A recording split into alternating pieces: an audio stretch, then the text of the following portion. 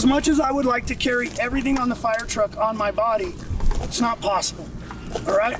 So everything that I carry on my body, if I work on a truck company, has to be good for fire, low speed emergencies, and extrication. First thing I'll talk about is cable cutters. These cable cutters have a piece of webbing taped to it. I normally have a water knot in the end. It goes in my pocket. What they're used for on a fire is as I'm going through a wire box or something, I drop down to my shrimp crawl, right? And I'm moving here through, picking those wires up. I get hung up on something, pull these out, right? I find the webbing, pull it out with my fire gloves. I make the appropriate cuts, free myself, and move on, okay? Now we move into the engine compartment on extrication. I need to get those battery cables because we need to double cut them, right? So this is a small enough size that gets in there. It's a C-type blade, so I'm able to cut those battery cables. Then we move into wire bundles in the rocker channel, brake cables, in the door, all of those things. We need cable cutters. I just run these cheapies from Harbor Freight. I don't like the spring in the middle. I use my fire glove. It works great for me.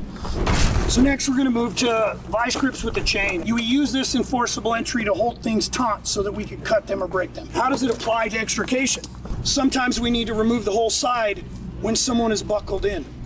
But if they're buckled in and the car's on its top or it's on its side, how do we effectively remove the whole sidewall when the seat belt is attached to the B-post? If we cut the seat belt at the B-post, we're gonna drop them on their head. Now I have a belt running across my chest and one across my lap. Before we cut that sidewall off, I get in the car and I place my clamp right there. Now if I cut it up top, their lap belt is still holding them in position until I'm ready to lower them. When I'm ready to lower them, I take the cut piece and I give it to my partner and I release these. And now you slowly feed that in and you have a 2-to-1 and he lowers the victim into my loving arms. Oh, so loving.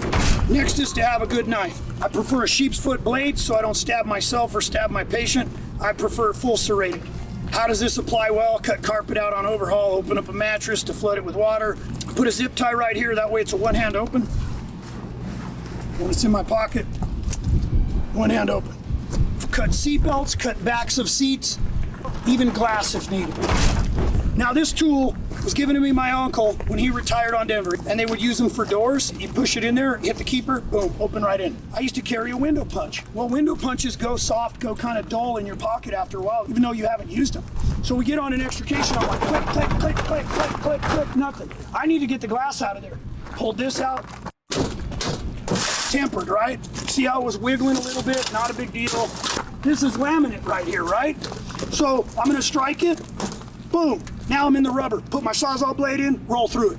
If I was doing a clamshell, didn't have a saw close by, 1, 2, 3, 4, break out my trusty old Spinnerco, window out. I found that this is the best peel and peek tool I can have right now.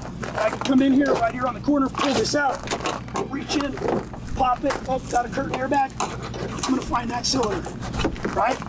The other thing that's really cool, watch this other side of the window. See how it's down a little bit? I'll stick the fork in on this side and it's done. So you gotta have something on your body that's gonna get through that, but also be used for other kind of functions.